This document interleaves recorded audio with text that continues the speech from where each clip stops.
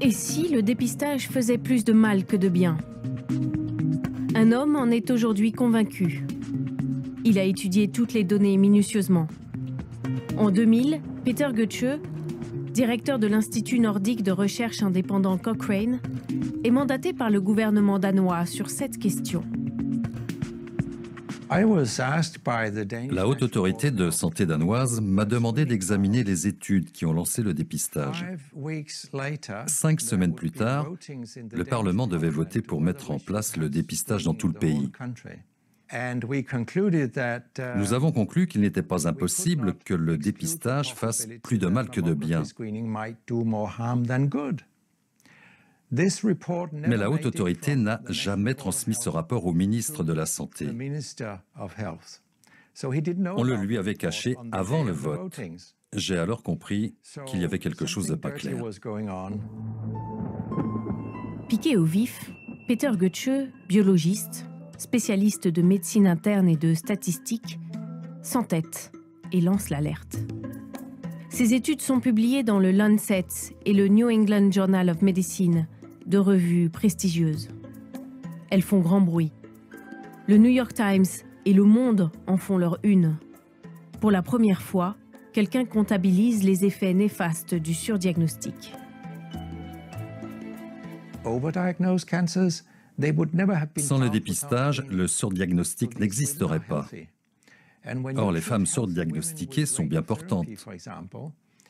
Et quand on traite des femmes bien portantes avec de la radiothérapie, par exemple, eh bien on en tue certaines. Parce que la radiothérapie provoque des maladies cardiaques, des cancers du poumon ou d'autres cancers. Et le nombre de femmes saines décédées à cause de traitements qu'elles n'auraient pas dû recevoir est égal au nombre de femmes sauvées par le dépistage.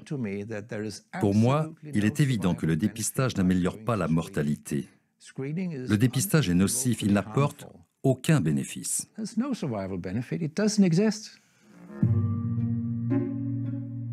Peter Goetsche réanalyse en détail les toutes premières études. Rappelez-vous, celle effectuée dans les années 70, qui promettait 30% de décès par cancer du sein en plus aux femmes qui ne se faisaient pas dépister. Eh bien, selon lui, ces études comportent des irrégularités. Premier biais. Regardez bien. Certaines femmes sont exclues du groupe des dépistés parce qu'elles ont un antécédent de cancer du sein. Mais aucun tri n'est fait sur le groupe qui ne va pas au dépistage, ce qui fait naturellement augmenter sa mortalité. Deuxième défaut. Les causes de décès sont parfois difficiles à déterminer. Dans le groupe qui ne va pas au dépistage, on a transformé les cas douteux en décès par cancer du sein, ce qui fait encore augmenter sa mortalité.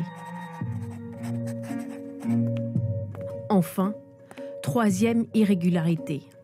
Dans l'étude la plus favorable au dépistage, le directeur des essais possédait à l'époque une entreprise privée liée à la mammographie.